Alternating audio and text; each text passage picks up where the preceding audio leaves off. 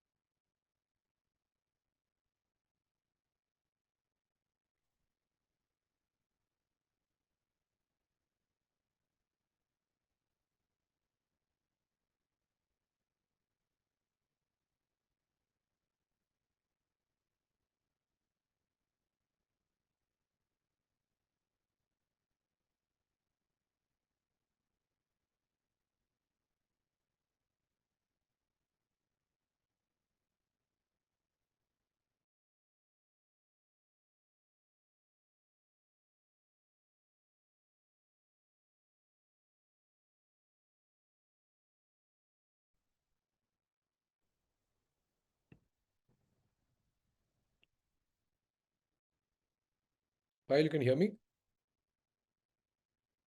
Yes, I can hear you. You can hear me? Yes, I can hear you.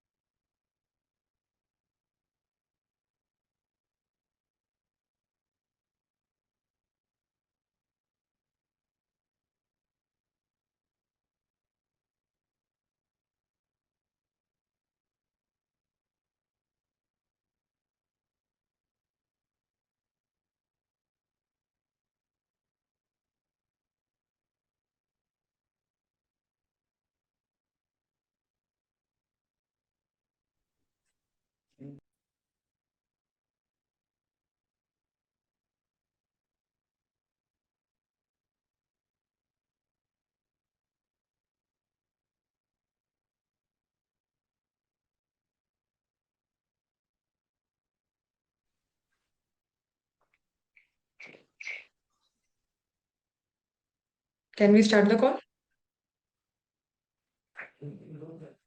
Yeah, a minute. We can start.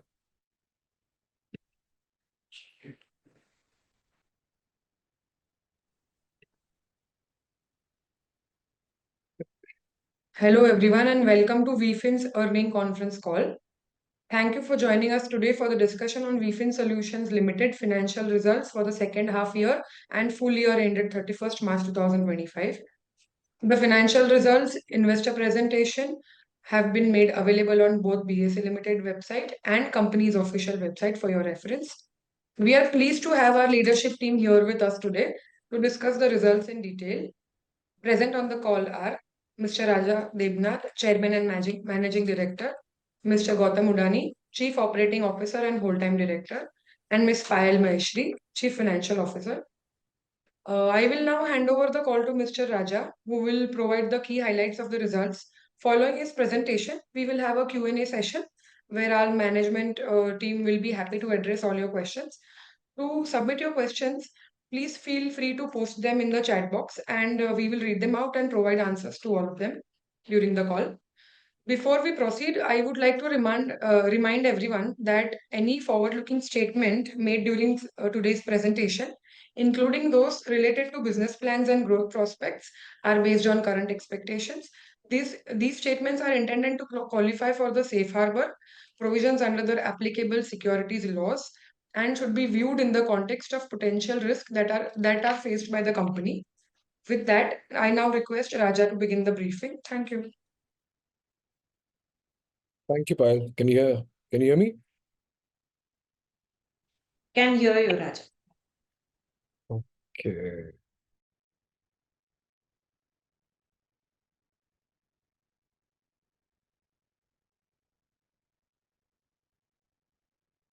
Thanks everyone for taking the time out and coming for this presentation. And let me start off. Let me just try to drag this in the right place. So let me start off by sharing some very, very good numbers. And our revenues on a standalone basis have gone up by 67%. Okay, so just some numbers here. We'll take some time on these. The main number here that I would want to pull your attention. The slide is still on the introduction slide. Let me just start again.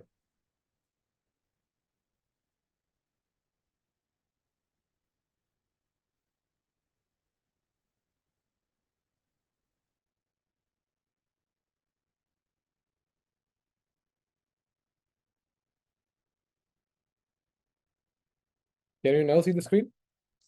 Yeah, we can. So our revenues, as I was saying, our revenues have gone up by 67%. Okay. And the key numbers here are that this year we have signed 25 new deals. Mind you, 25 new deals we have signed, and there have been 21 go lives. So 21 new clients have gone live with their systems. Okay. And something else which will interest a lot of you investors who have been with us for long is that a disbursement annual run rate is now at 325,000 crores. That's the kind of number that we are on. So just let it sink in that this platform is now able to handle such large transaction volumes, and this will only continue increasing. And as a SaaS company, the more clients keep getting added onto this platform who continue using this on a SaaS pricing model, better for us. So our EBITDA numbers, as you're seeing, they have gone up over the last year by 99%, close to 100%, both on the EBITDA and on the PAT. Okay.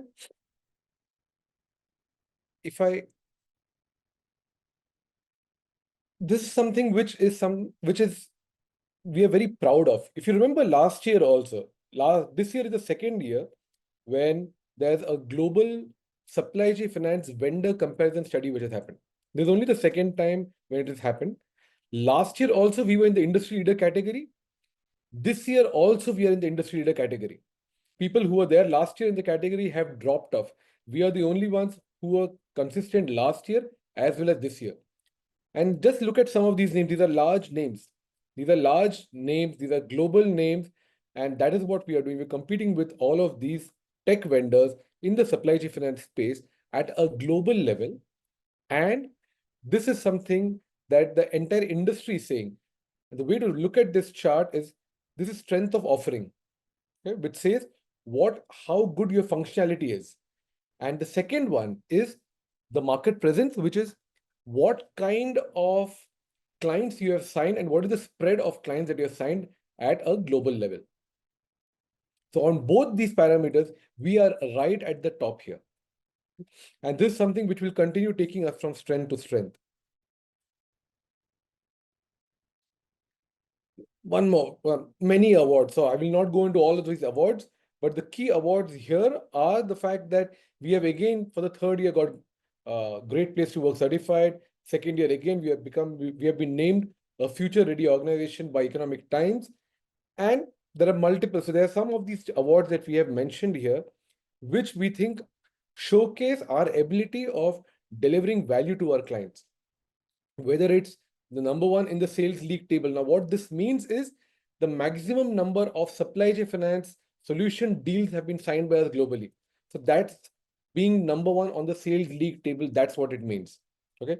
Best in terms of a supply chain finance implementation or in lending and collections implementation.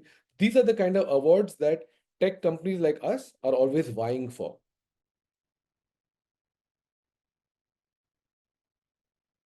Staying on these clients, there's some very important clients that we signed this year, and I thought let me take some time out on this. The first one here is it is our first multi-country implementation across 5 different countries in Africa. Okay, simultaneously we are doing a digital transformation for the entire tech stack in these 5 countries. We also signed our first banking client in the UAE this year. Okay, this is very, very important. PSB Exchange, we'll spend some more time on it. But you remember PSB Exchange was signed by PSB Exchange as a project is meant to get lenders and the fintech platforms together on the same platform. But UCO Bank has actually gone ahead and not just signed us for the platform, but has taken the entire tech stack, whether it's the LOS, whether it's the LMS in supply chain financing, the onboarding solution, everything. So not only will they do business in PSB Exchange through us, But even what they will source outside will now flow through the PSB exchange platform. Now, that is exactly what we had surmised will happen. And we have got multiple banks now who have taken exactly the same approach. This year was also the year that we signed our first global MNC bank. HSBC became our client this year. We again signed a very large bank in Rwanda, the largest bank, in fact. And this is important because it's the first joint implementation that we are doing of Easy and Veefin. So the Easy LOS and the Veefin Supply Chain Finance LMS bringing strength to both parties. And that's the reason why it acquired Easy. That's the first implementation that we are doing in Rwanda. GeoFinance, it's the first place where a non-supply chain finance loan management system was deployed. And I stress on this fact because loan management systems are the heart. It is not the LOS which is the heart of business. It is the loan management systems. So the more implementation that we do in loan management systems, whether it's on supply chain finance or the other loan management systems, it makes us and our proposition stronger.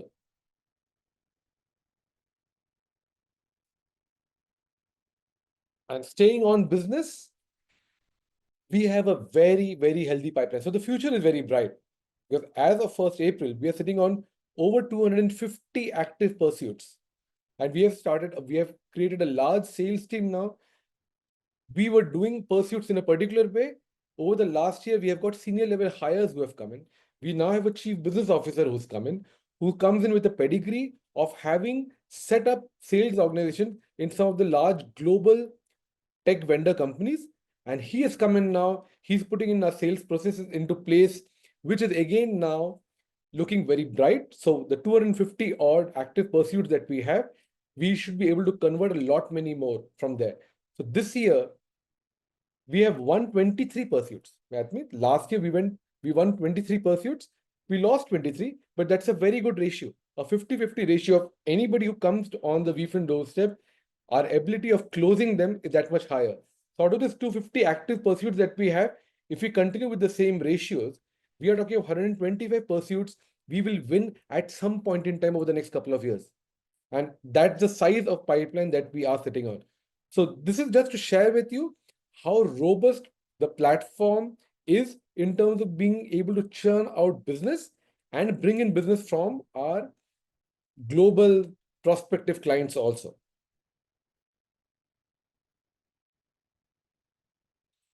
Now, what's new? You will see this slide. This slide we will also end with. We'll end with this slide again and take some time out because this is what is going to define what Veefin's trajectory is going to be. So over the next 12 months, okay, we have started from Jan, but what we have shown here is in this calendar year, what are the things that what are the new products, what are the new initiatives that we are taking?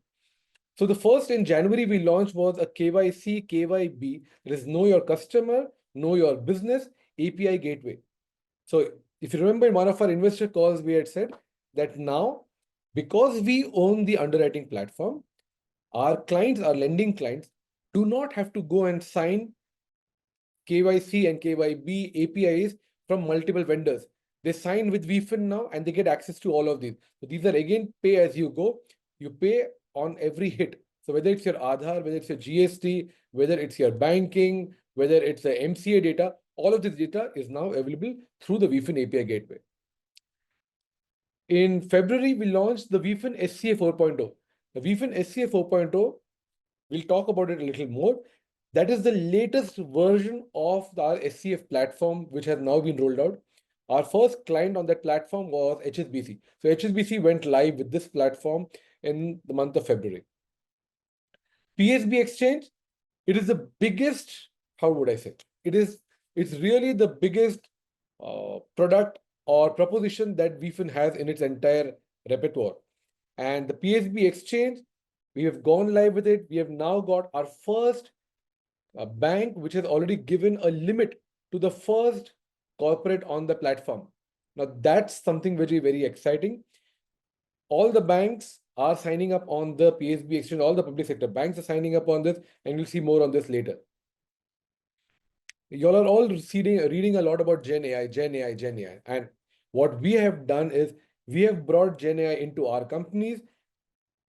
The impact of this is actually has to be seen to be believed. Now, there was a particular work that we did in the month of April. It was 150 man days of work. 150 man days of work, which was completed in 25 days using AI. So what you are seeing, all of these new products which are going to be rolled out, all of these new products are being rolled out using Gen AI. So we are all using these Gen AI products in our personal lives. Large companies have started using this in their development work. Veefin has also embraced this, and we are seeing very, very good results on this. So that's something which I want to share with all of you all. What that means for us is, with the same number of people, we will be able to generate and develop far more products at a faster pace than what we would have been able to do last year. And that is the reason why this year you're seeing so many more products which are going to be launched. And each one of these products is a product which is a standalone superstar. So for example, securitization platforms not available in the market. That's something which is being rolled out next month.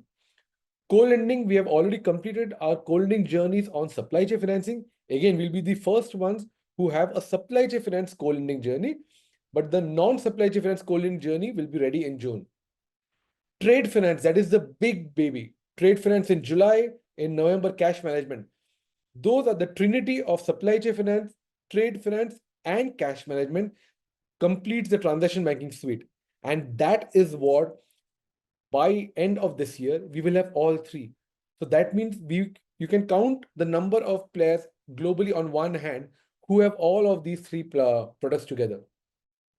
On top of it, add Islamic finance, because we have a lot of representation of our clients as well as focus in the Muslim countries, in MENA. There are parts of Asia where there's a lot of demand for Islamic finance. And then there's asset distribution engine. This is again something not available in the market. This is where large banks are able to create large portfolios of trade receivables and then sell it off to other banks. Okay? That's what a distribution engine is all about. So this is what is going to drive the future. So once these products are complete, imagine our sales team, when they are talking with a bank requires all of these products. Each of these products, other than Gen AI, which is for us, everything else is used by a bank. So our ability to go to a bank or a lender and sell becomes that much more stronger, because you have something or the other which a bank requires, which you can sell to the bank. This is a very, very busy slide, very busy, and I will take a moment here, okay? Because this is something which we are very proud of. This is the first time globally someone has come up and has built what it spoke about on the transaction banking, cash, trade, and supply chain, all on a single platform using a microservice architecture. What that means is, if to a bank we go in and sell, say, supply chain finance 4.0, then tomorrow we have to go and sell cash. There are many microservices which we may have deployed in supply chain finance itself, which will now be used for cash. So Veefin 4.0 ecosystem becomes like a menu card of microservices, which, depending on what the bank is choosing, they pick up those microservices. The value of this microservices also, therefore, is that when there are legacy players and large players, large old players, and we know all of them, who do not want to invest in their platform, and because they are still entrenched in the bank is afraid of doing a migration, they can just subscribe to some of these microservices and improve their platform. So suddenly, now a bank, rather than having to replace the entire platform, can buy a few of our microservices and improve their current business. They don't need to change their entire system on day one. They can start using some of our microservices and at a later stage can replace the entire platform. So that is the power that we'll be heading into the market with.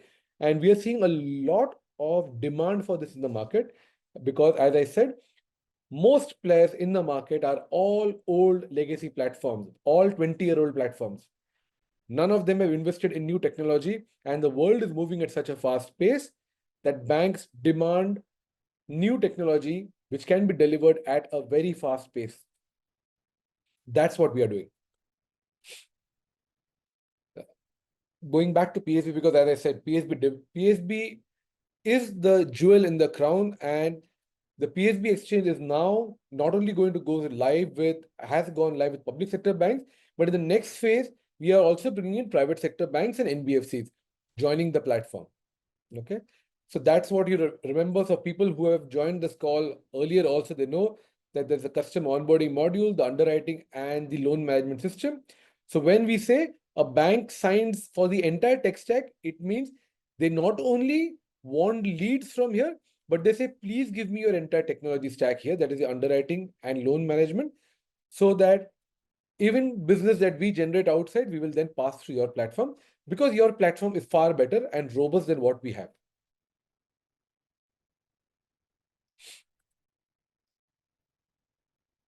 I think the financial performance numbers, so we have shared some numbers earlier, but let me take you through this year-on-year numbers.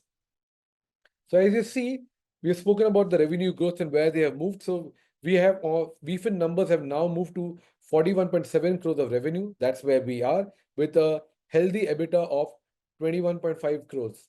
That's our EBITDA, with a PAT of over 15 crores. And this you're seeing EBITDA and PAT are close to 100% increase over the last year.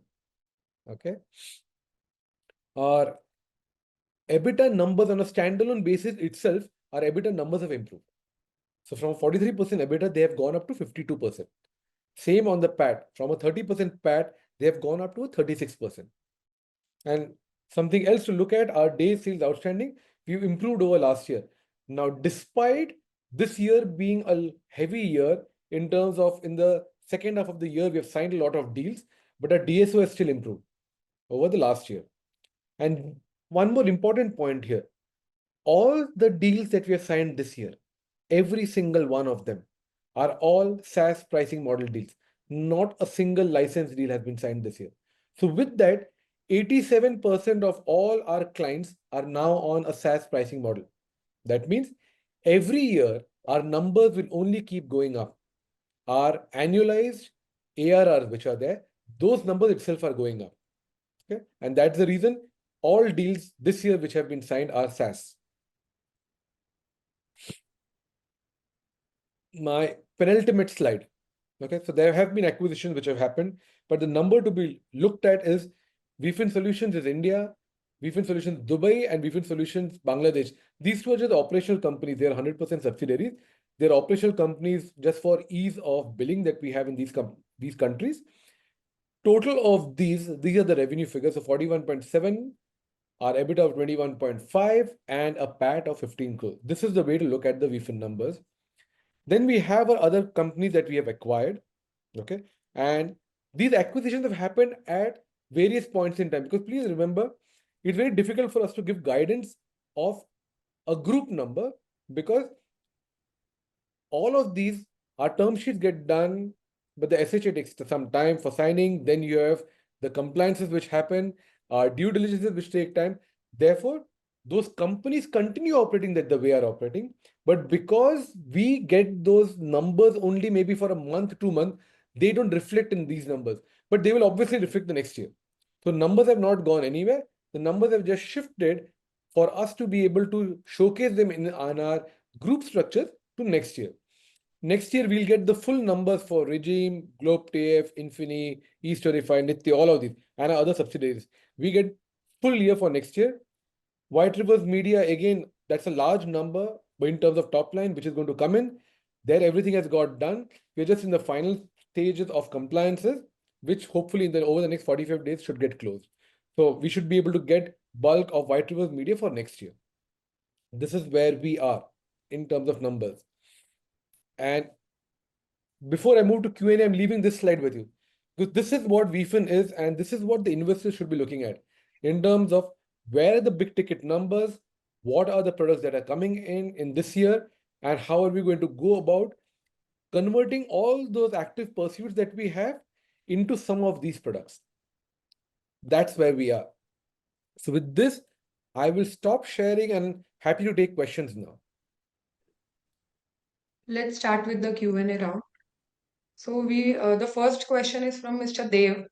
Promoters currently holds 35% holding and an additional 5% by the management. Is there any plan for further dilution by promoters from here? No, so there are no plans of further dilution. The numbers will only, at all points in time, these numbers will remain constant or they'll go up from here. Also, one more point, Raja, there are the share warrants which the promoters are going to subscribe. So by, before September 3rd, so that is also which will increase the promoters' holding. Thank you. Thanks. Second question from Mr. Krish J. Any particular reason for high receivables? The receivables, what happens in our business is our AMCs which are there, our AMCs, our usual large change requests, they are bunched at the end of the year. That's one. Second, we have signed some large deals where we have some implementation fees which are coming in with these African banks. So these have been signed just at the last quarter. So we have received some money from those also, but we are not be able to show them in our March numbers. But if you also look at one more thing, our 90% of our receivables are less than 180 days, right, Payal? Yes. Yeah. Next question from Mr. Nishant. As of now, there are 4 exchanges for trades business. Receivable Exchange of India, 33% market share. Trades Limited, 33% market share. Mint Solution Private Limited, 33% market share. C2FO. Is Veefin Solution an exchange or something else? There are 12 PSB Alliance members, ideally all PSU banks. What probability do you see that all banks of this alliance will go for this product? As of now, are they using any other product inferior to what is offered by Veefin? There are multiple questions in them. So let me just unravel the question one by one. First is the PSB exchange platform that we talk about. That is a platform which is connecting corporates, fintechs, B2B marketplaces, logistics marketplace with one single connection to the entire banking ecosystem. That is completely different from what a trades platform is. Trades platform has only one product out there, which is a receivable discounting product, on which the recourse is on the corporate. So that's the first big difference. The second is the PSB exchange platform, when it sources this business, they can get money because of use of technology. They can also be paid because of pure sourcing of the business itself. So it's not necessary for, let's say, a State Bank of India to leave the technology that they are using and use PSB technology, but they will still pay PSB exchange for the business that they generate from here. There are banks which are using the entire technology stack. There are some banks which are using only the sourcing business. So choice is theirs. This is not only for PSB, the public sector banks. As I said, the name is Public Sector Bank Exchange. However, this exchange is open for NBFCs, small finance bank, private sector banks, MNC banks, for everyone. And these are banks who are also joining in. It's just that because it's a PSB exchange platform, we said that the first batch of banks which come in will be public sector banks. That's the only difference. But all banks will be coming onto this platform.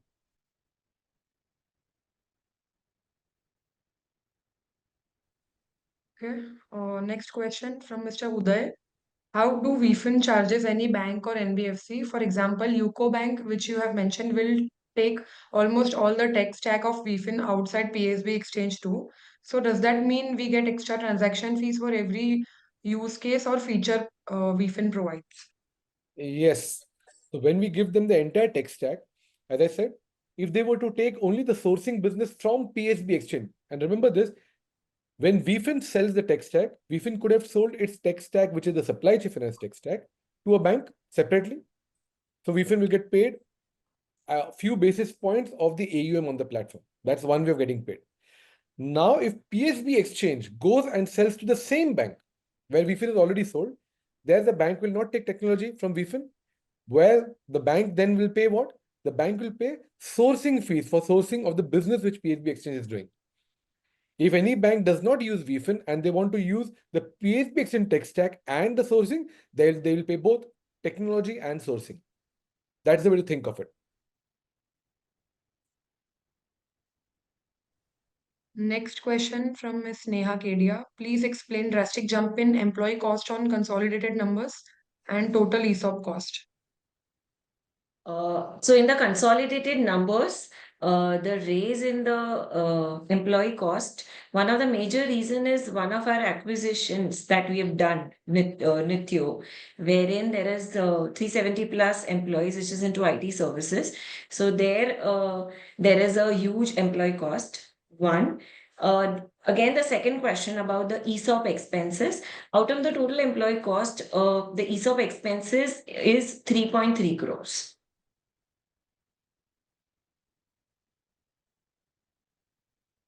Next question from one second. Neeral Gangar. Why EBITDA has come down? Why high employee benefit expense? EBITDA has come down. Payal, can you please take that? Because I think something is in some wrong numbers. Yeah. So the EBITDA is not definitely not come down. Plus the employee cost. If you see the employee cost percentage to our revenue, it is reduced on a standalone basis for Veefin. Our employee cost is reduced from 29% to 21% of the revenue. So which means that with the increase in revenue, we are actually increasing our PAT and EBITDA margins and trying to do it in a much more effective and a productive manner. I think one key point which you all should look at and understand is Veefin is not a standard, how do I say, a one-time license-based company that is usually seen in the market. So Veefin, bulk of, as I said, 87% of Veefin customers are SaaS pricing. What that means is we get paid over a period of time. We do not get paid right up front. So if today we stop doing any product development, and this is very critical, hear me out. If today we stop doing any product development, we stop doing any, we stop getting any more employees, we reduce our employees, we will make far more money right now because our products are already in place. Our products have been given out to our clients. Our clients are using it. If we don't go to our client for the next 1 year, 2 years, the clients will still continue paying us. So the choice is ours that when do we want to continue investing? Should we continue investing right now? Should we continue growing the product? Should we continue building more modules? That is the company's choice right now. And because of that choice, we are creating the ecosystem. So the vision that we have of creating this world's largest working capital ecosystem is unparalleled. And because of this model, like once trade finance comes in, cash management comes in, you will see the same thing. What Veefin has done in supply chain financing by bringing in a SaaS pricing model, Veefin will do the same thing in trade finance and cash management. That is also unheard of in the market globally. People do not do trade and cash on a SaaS pricing model. So you have to just wait and see what fireworks you'll see in the market with Veefin and supply chain, or sorry, cash and trade finance. Same logic.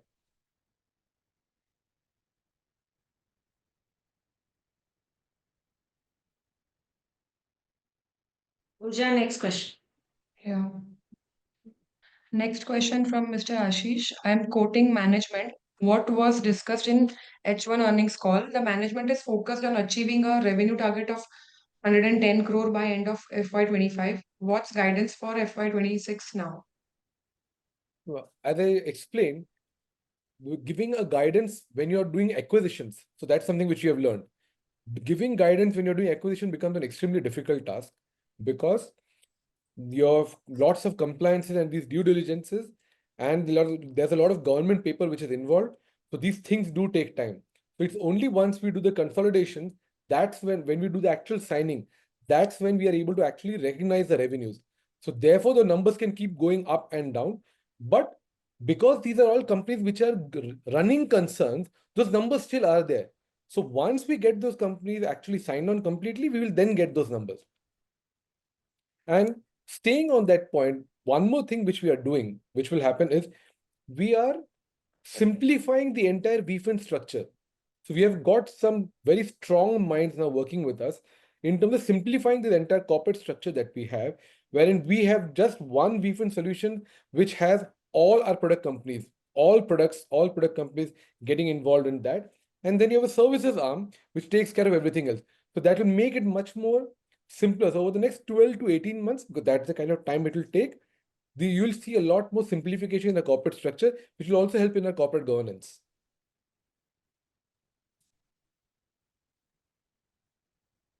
Next question from Mr. Paras. Where will the money be spent if raised? Our bulk of the money when it is raised goes into our employee salary cost and marketing expenses. These are the two big costs. Always. It's employee salary cost and marketing expense, because that's what we are not buying any assets. So that's not where our money is going. We'll continue doing the same. But we'll see a tapering. So what we also see is we see a tapering on our employee costs, as I said, because of what's happening in the world with Gen AI. So we'll see a lot more improvement in the top lines, and we'll see an improvement in our EBITDA numbers because we'll be able to deliver much more with smaller teams. Next question from Mr. Paras. What's the status of our USD 13 million fundraise round as of now? Which is this file? So, Yeah, I'll continue. yeah. So the current raise that we were doing. Yeah. The current rate. So we are doing an equity come debt deal. So we are just signing papers right now. So a lot of the equity money has come in. The debt signing is happening as we speak. So we should complete all of these over the next 30 days. And that's the reason I said that the White Rivers media, over the next 45 days, we should get those numbers in.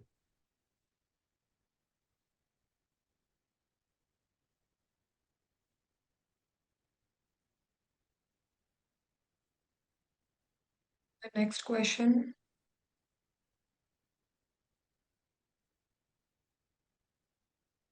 Neeral Gangar, what is product and service in your segment revenue? Why service revenue is same for half year and full year?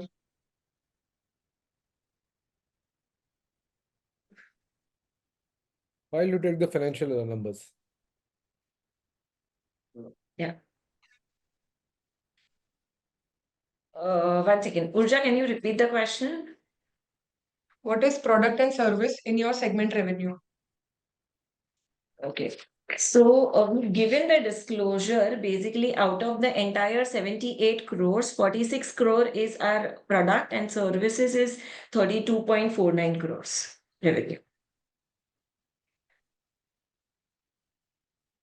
Okay, next question from Mr. Deepak Poddar. He has two questions. First one, 300 crore year-on-year addition in intangible goodwill in FY25. What's the nature of this? Yes. So the goodwill of 300 crore includes the acquisitions that we have done. And the difference between, the acquisition cost and the net asset value of those companies. So out of this entire goodwill, the Nityo, the Epic Indify, and the Regi, these are the three entities wherein that goodwill is coming up. Second question, 189 crore acquisition we have spent and 175 crore is coming in goodwill, which is the risk of its future impairment of this? We don't see any major risk in the future impairment of these goodwill because the companies that we have acquired are actually cash positive EBITDA and PAT positive EBITDA, having a good track record of 5 to 10 years performance already and good client background. So all of that considering and doing our due diligence at the time of acquisitions, as of now, we do not see any kind of impairment cost. Also, the goodwill that stands in our books is 176 crores, just to correct. Okay, next question from There's a question on Mr. product Raj. launches. So Yeah. let's take the final one or two questions, but this is an important question that given the new product launches in this calendar year, when will these initiatives convert into numbers and how should the investors look at the company with respect to growth in sales and margin? So all of those products that you saw out there on the list, they are all going to be live this year. So they are not going to be prepared, and you will have paying customers for all of those products this year. And some of those, for example, trade and cash, those are large numbers by themselves. So if you look at the market, I can't tell you exactly because that will be wrong. But if you look at the numbers and the deals that happen of these kind of products in the market, they are very, very, very large. And that's the market that we're getting into. Again, using the same logic that we have done with supply chain financing of going on a SaaS pricing model with the best product available in the market. Period. The best product available in the market at the lowest cost for a lending institution, so that lending institutions are able to invest in the best technology so that they can service the MSMEs and the corporates, and they make money, so we make money. That's the philosophy of Veefin always. So the last question for today from Krish J. With so many verticals, moving parts, and subsidiaries, it's difficult to predict accurate numbers, but still, would you like to give some top line or bottom line guidance for 25-26? As I said, I will refrain from giving a guidance, but I've given you the entire story for you to get some understanding in terms of the kind of growth that we are showing. So whatever growth you are seeing in our numbers, that is a given that will continue. So those kind of run rate, those kind of growth rates will continue. Over and above that are all the consolidation benefits that we'll get through the various products, the various companies, and the new launches that we are doing. So on a standalone basis, you've seen the Veefin numbers. Those will continue, the same kind of growth trajectory. It's only the addition which will happen with the acquisitions and the new product launches. So I think that will give you a fair understanding of where we are headed with our numbers.